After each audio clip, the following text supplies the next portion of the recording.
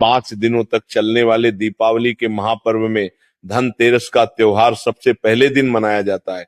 और हिंदू पौराणिक मान्यता के अनुसार धनतेरस की तिथि पर भगवान धन्वंतरी का जन्म हुआ था। भगवान धन्वंतरी को आयुर्वेद और अच्छी सेहत के देवता के रूप में पूजा जाता है। दिवाली पर धनतेरस के दिन भगवान धन्वंतरी की पूजा करने से जीवन में सुख, समृद्धि, ऐश्वर्य और अच्छी सेहत का आशीर्वाद प्राप्त होता है। साथ ही इस दिन खरीदारी करना भी बहुत शुभ माना जाता है। धनतेरस के दिन हर तरह के शुभ कार्य प्रारंभ किए जा सकते हैं। इस दिन विशेष रूप से सोना और चांदी के आभूषण, नए बर्तन आदि खरीदे जाते हैं। धनतेरस के दिन इस प्रकार की विशेष चीजें खरीदने पर मां लक्ष्मी जी का आशीर्वाद मिलता है।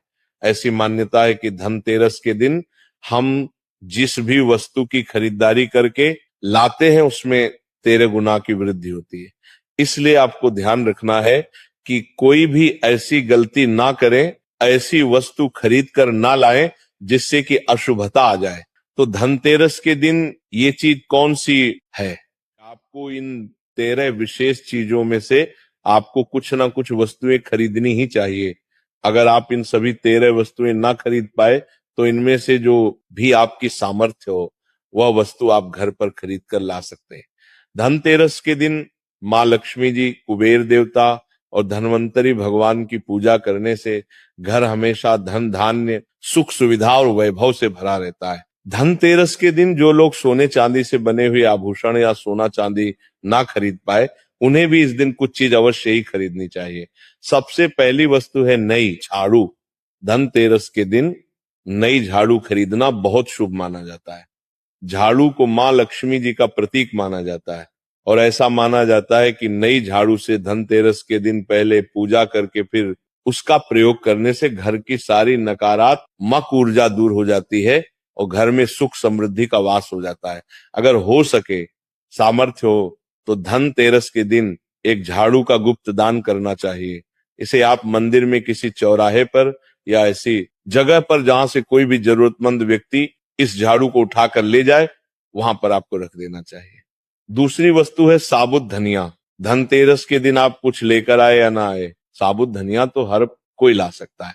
साबुत धनिया लाकर दिवाली के दिन उसे पूजा करने के बाद अपने ही घर में क्यारी में या गमले में डालना चाहिए। और ऐसा करने से कहा जाता है कि घर में आपके जो भी धन है, जो भी आए हैं, उसमें बरकत होने लगती है। अगर आए दिन अनावश्यक रूप से खर्चे होते हो तो उसमें भी रोक लग जाती। इस दिन नमक भी खरीद कर लानी चाहिए। नमक अगर आप डली वाला लाते हैं तो और भी शुभ है, लेकिन आजकल डली वाला नमक मिलना हर जगह मुमकिन नहीं होता है। तो आप जो भी नमक आपको मिल पता हो वो नमक आप इस दिन घर पर लेकर आए। धनतेरस से लेकर दीपावली के अगले दिन गोवर्धन और भाई दूज तक आप इसी नमक का प्रयोग करें और इन 5 दिनों तक लगातार आपको नमक का पोछा भी घर में लगाना चाहिए। ऐसा करने से एक तो दरिद्रता दूर हो जाती है और घर से नकारात्मक ऊर्जा भी दूर हो जाती। चौथी वस्तु जो आपको घर पर लानी चाहिए वो है गोमती चक्र। कहते हैं कि जिस घर में गोमती चक्र होता है वहां सुख, सौभाग्य और समृद्धि की वृद्धि होती है। गोमती चक्र घर पर रखने से वास्तु दोष भी दूर हो जाता है। और अगर घर परिवार में किसी भी सदस्य में आत्मविश्वास की कमी हो तो धनतेरस के दिन गोमती चक्र लाकर उनके हाथ से पूजा करवाकर फिर बाद में आपको इन गोमती चक्र को अपने मंदिर में या फिर धन रखने के स्थान पर आपको रख देना चाहिए। ऐसा करने से जो भी संबंधित परेशानी है वो दूर हो जाती है। आपको ये सारी वस्तुएं मार्केट में, पूजा वाली दुकान में बहुत आसानी से मिल जाएंगी। 5वीं वास्तु है कौड़ियां।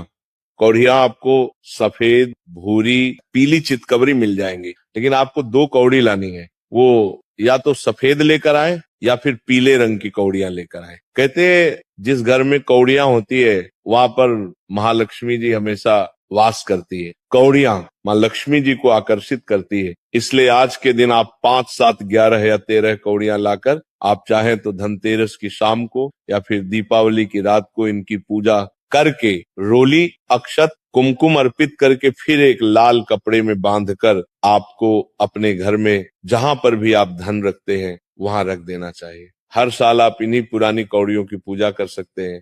हर साल आपको कौड़ियां खरीदने की आवश्यकता नहीं है। यदि आप नई कौड़ियां खरीदना ही चाहते हैं तो पुरानी कौड़ियों को आप जल में प्रवाहित कर दें। छठी वस्तु है श्री यंत्र। श्री यंत्र खरीदते समय देखिए कि उस पर सभी चिन्ह, सभी जो भी निशान होते हैं वो अच्छे से अंकित होने चाहिए। श्री यंत्र जिस घर में होता है, नियमित रूप से श्री यंत्र की पूजा जिस घर में होती है, वहां पर भी कभी धन का अभाव नहीं रहता। श्री यंत्र की उत्पत्ति को लेकर धार्मिक पुराणों में उल्लेख मिलता है कि एक बार महालक्ष्मी जी अप्रसन्न होकर पृथ्वी से वैकुंठ लोक चली गई। माता के रुष्ट हो जाने से धरती पर बहुत सारी समस्याएं प्रकट हो गई। ब्राह्मण और महाजन बिना लक्ष्मी जी के निधन हो गए। तब ब्राह्मणों में श्रेष्ठ वशिष्ठ मुनि ने निश्चय किया कि मैं लक्ष्मी जी को प्रसन्न कर पृथ्वी पर वापस ले आऊंगा।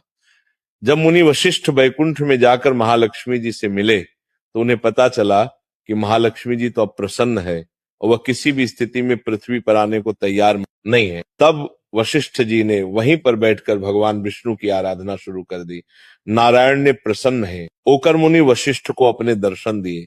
वशिष्ठ जी ने श्री हरि विष्णु से कहा कि हम पृथ्वी पर बिना लक्ष्मी जी के बहुत दुखी हैं।